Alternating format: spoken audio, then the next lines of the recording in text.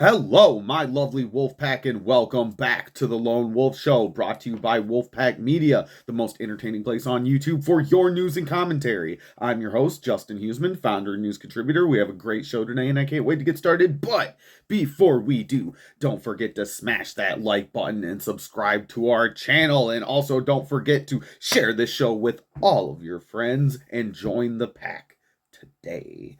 All right, guys. So I do apologize. I was trying to get this video out to you guys last night, but I was having some technical difficulties. But hopefully all that has been taken care of, and I can resume the rest of the day by bringing you your latest breaking news. So anyway, I kind of wanted to touch on yesterday's story a little bit, kind of a little update from yesterday's story. As you guys might know, we were talking about Zoran Mamdani, the man who has won the Democrat primary for mayor of New York City. So I was just kind of perusing the internet. I know that I got this other story here that's going to be our main topic, but I just kind of wanted to touch on this a bit because as I was perusing the internet, I kind of ran into this article, and I thought it was the funniest fucking article I've ever read in my life. Props to the New York Post on this one. I usually don't like their shit, but this is a very good article written by the Post editorial board.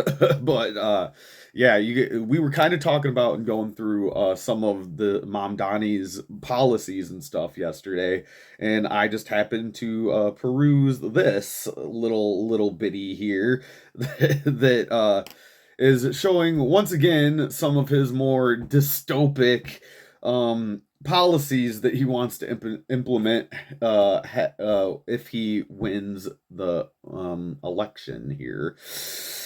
So let's go ahead and just get right into the article. I'm telling you guys are gonna laugh your ass off at this. This is pretty interesting here. Just another blemish on this guy's record here. Let's see. I'm trying to pull it up. Maybe. There we go. All right. From the New York Post, Zoran Mamdani's tax whites more is pure racism. No, you don't say. Yes, that is correct. You heard that right, ladies and gentlemen. This guy wants to tax the whites. If you are in New York City and you are white, you will have to pay more taxes simply because of the color of your skin. Oh God, so disgusting, really. All right, let's go ahead and read this. The devil's in the details, and so is racism. No shit. Zoran Mamdani shows New York where his priorities really are in his position papers, where he promises to fix the city's property tax system. His solution? Punish Whitey. No, it really says that. I encourage you guys to go check this article out yourselves. It says his solution is punish Whitey. Oh God, this is too great to not read here. So, he'd shift the tax burden from overtaxed homeowners in the outer boroughs to more expensive homes in richer and whiter neighborhoods. It's the white man. His campaign platform says, sorry, I got a fly flying around here. All right, how will he do this? Well, once elected, he would push yeah, it says push assessment percentages down for everyone, which, like most of what Mamdani proposes, is highly unlikely. No shit. But never mind that. Next, King Mamdani. Oh man, props to the New York Post. They call him King Mamdani. King Mamdani would adjust rates up based on the racial makeup of a neighborhood. That is, ugh. That's just like it's funny, but it's disgusting. Like this is a serious proposal from him. I actually checked out. You look at his campaign website. Yes, this is exactly what he's saying. He wants to adjust rates up based on the racial makeup of a neighborhood. That's like I don't know. I feel like I want to say that's like redlining, but like reverse redlining. Like that's disgusting policy. The plan would effectively lower tax payments for homeowners in neighborhoods like Jamaica and Brownsville.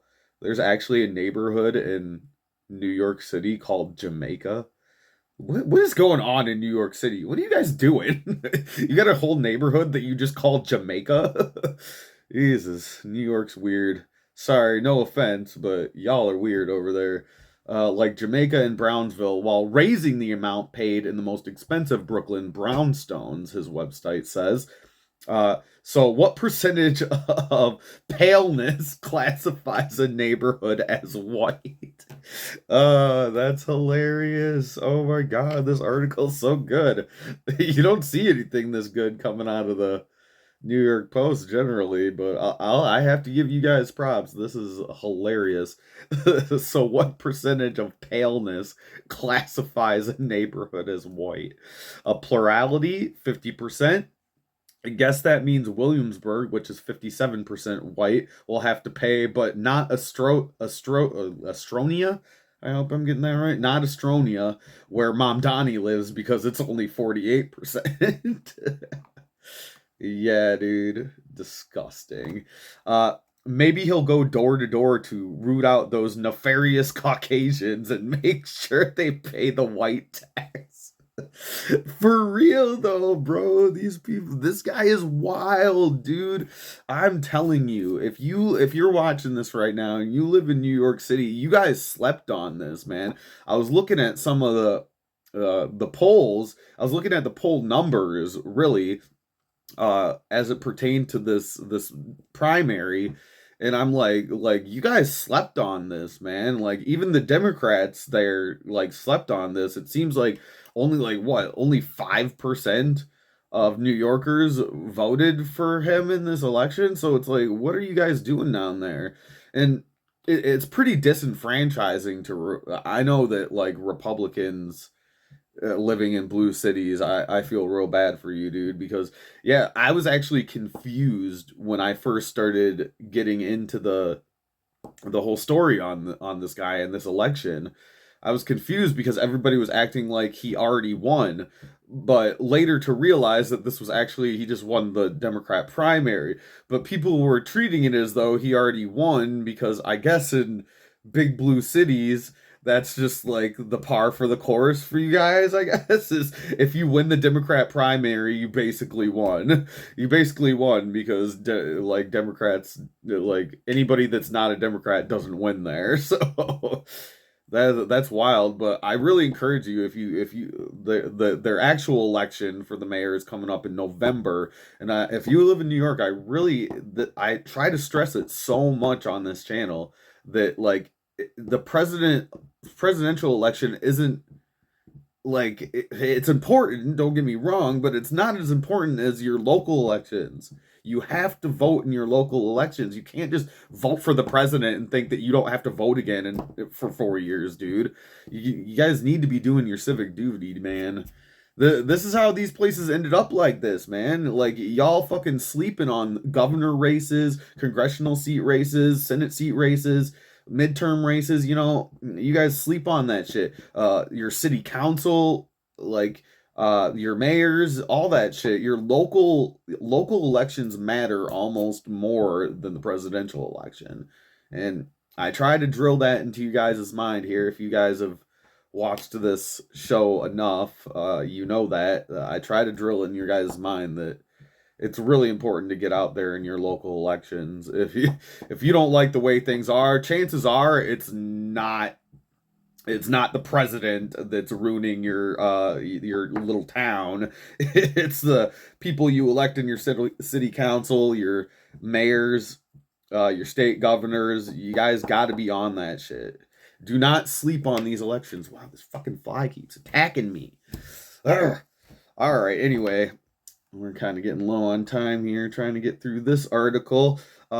Anyway, I'll read the rest of it here. It's about identity politics, or what? What? I wasn't there yet. I skipped a part. Da, da, da, da. Mamdani could have proposed property tax fixes that focused exclusively on valuation, which is what most fucking people do. But that's not what his campaign is really about. It's about identity politics and a hierarchy of oppression. Yeah, they fucking. Hey man, Democrats really like their hierarchy of oppression. It works for them. It's how they. It's the only way they win. uh, let's see who could be the most oppressed. The oppression Olympics, I like to call it. Uh, did the rich white liberals who helped him win the Democratic primary know he would turn on them so quickly? Sorry, Zoran. We need a mayor for all New Yorkers. Totally agreed. Anyway, I just kind of wanted to touch on that. I wanted to show you guys that article because I thought it was fucking hilarious. And just to give you a quick update on yesterday's story. But anyway, for time's sake, we're just going to go ahead and move on to our main story here. All right. So, ladies and gentlemen, I believe this was breaking news from Friday as the Trump administration was handed a massive win from the Supreme Court with a ruling on birthright citizenship. But wait guys, before you just assume what we're talking about here, let's see. It's been reported that this ruling is actually has less to do with birthright citizenship and more to do with universal injunctions, which they ruled is beyond judicial authority. Yes. Winning, and this has cleared the path for the administration and blocks these rogue federal judges we've been having to deal with from stopping Trump from enacting his policies, especially as it pertains to deportations and illegal immigration. Fucking love it. Are you guys tired of winning yet? I'm not. I'm not tired of winning. I think this is great. Like, cause I've done a few videos on it about these universal injunctions, uh, and these random ass district court judges, these federal district court judges that just make a sweeping ruling that covers the entire country. It makes zero sense. Like some judge in like New York can make some sort of ruling that sweeps all the way to like I don't know Iowa or something. And like it makes zero sense because what if a district court judge in Iowa makes a ruling that's opposite of what that judge's ruling is? They have to somehow both exist at the same time. It makes no sense, and really universal injunctions have never really been used. I don't think that at the time of our founding, our founding fathers were like, you know what, we're just gonna give judges, federal judges, sweeping authority over the executive branch. That's stupid. It makes zero sense. I mean, that's what we have the legislative for, to kind of keep the check on the executive. But for the judiciary to do some of what it's doing, it makes zero sense to me. Anyway, let's go ahead and read this article from CBS News. Supreme Court in birthright citizenship case limits judges' use of nationwide injunctions. Yeah, baby. Yeah, baby, let's go. All right. The Supreme Court on Friday limited the use of nationwide injunctions, reining in federal judges' ability to issue sweeping orders that have in recent years stymied implementation of policies from both Republican and Democratic presidential administrations alike. Yeah, so before the Democrats get all up in arms about this has actually been a problem for Democrat presidents as well as Republican presidents, just the executive branch as a whole. Anyway, I'll read on.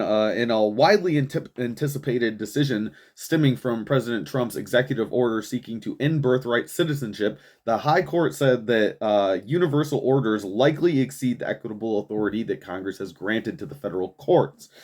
Justice Amy Coney Barrett authored the majority opinion for the 6-3 court, with the liberal justices in dissent, as per fucking usual. I really don't get it. I don't know why we have a.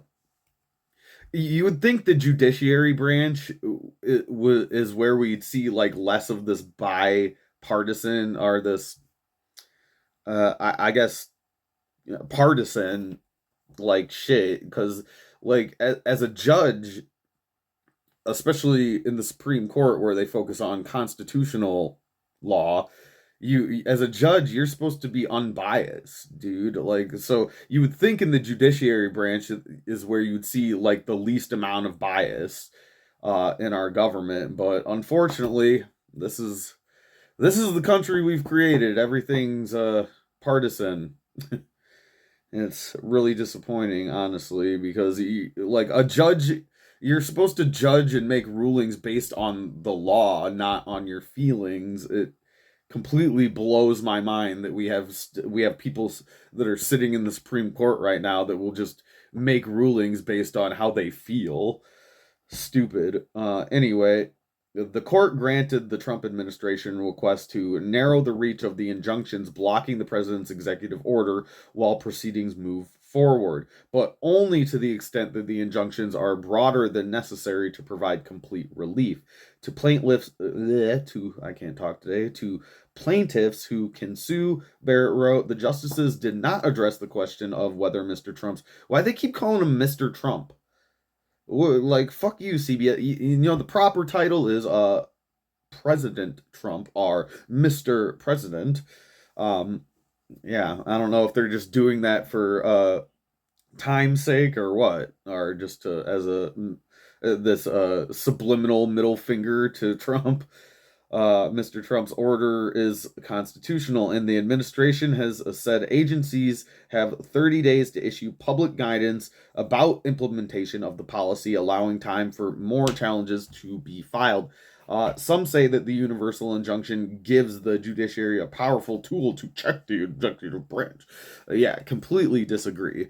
Random ass federal court judges, like, I'm sorry, but they don't supersede the fucking the president of the United States. And they shouldn't. It makes zero sense. He's the commander in chief.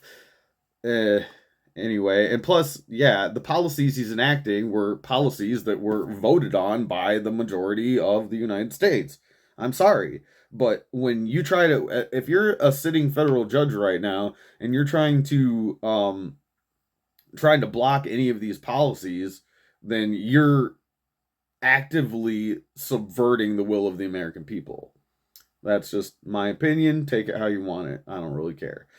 But federal courts do not exercise general oversight of the executive branch. No shit. They resolve that's usually the job for Congress.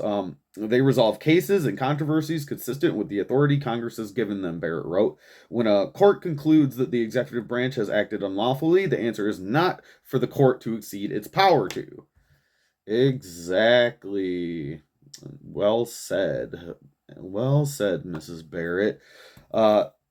In her dissent, Justice Sonia Sotomayor, this fucking bitch, accused the majority of abdicating its role in protecting the rule of law. She read portions of her dissenting opinion from the bench. With the stroke of a pen, the president has made a solemn mockery of all constitution, she wrote. Rather than stand firm, the court gives way. Me. Cry about it, bitch. At a White House news conference following the decision, Mr. Trump praised it as a monumental victory for the Constitution, the separation of powers, and the rule of law. Yeah. Yes. All right. This is kind of a long article, so I'm going to skip around here in this article. It's like super duper long, and we're running out of time already, it looks like. All right. The court's ruling came in a trio of emergency appeals by the Trump administration, arising out of the president's executive order seeking to end the 14th Amendment's guarantee of birthright citizenship. citizenship, which means that everyone born in the U.S. is a citizen regardless of their parents' immigration status. And I'm just going to stop you right there, CBS, because you know that the 14th Amendment and this part of this particular part of the 14th Amendment, as it pertains to birthright citizenship, actually was just put in there for slaves to retain their citizenship, you know?